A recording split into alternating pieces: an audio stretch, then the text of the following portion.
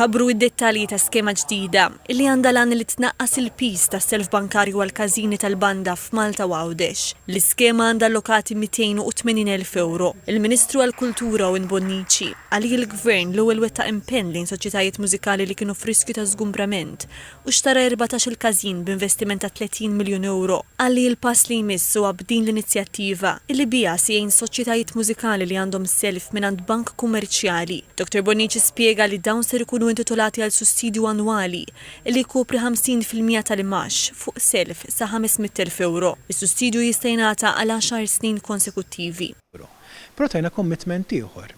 Dak li aħna noħolġu skema apposta għal bqija tas-soċjetajiet mużikali, ġifieri bejn wieħed u ieħor 78 soċjetà mużikali illi ma bbenefikawx minn din il-miżura x'ma kellhom bżonna.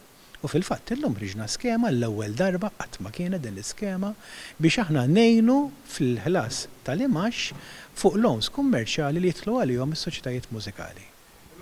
Iċ-Chairman Eżekuttiv tal-Kunsill Malti għall-Arti Luke Dalli qal li dan is-sussidju ser inaqqas b'mod sostanzjali l-pressjoni finanzjarja fuq il-każini tal-banda filwaqt li jagħtihom aktar spazju sabiex jinvestu fir-rinnovar, fil-ħidma artistika u fit-tfassil ta' strateġiji fit-tul li jsaħħu s-settur mużikali u komunitarju. Għal din l-iskema se jkunu eliġibbli organizzazzjonijiet irreġistrati mal-Kummissarju għall-Organizzazzjonijiet Volontarji li huma konformi mal-liġi dwar il-volontarjat li operaw bħala każini tal-banda jew soċjetajiet mużikali u li għandhom self approvat jew jinsabu fil-proċessi li jiksbu self.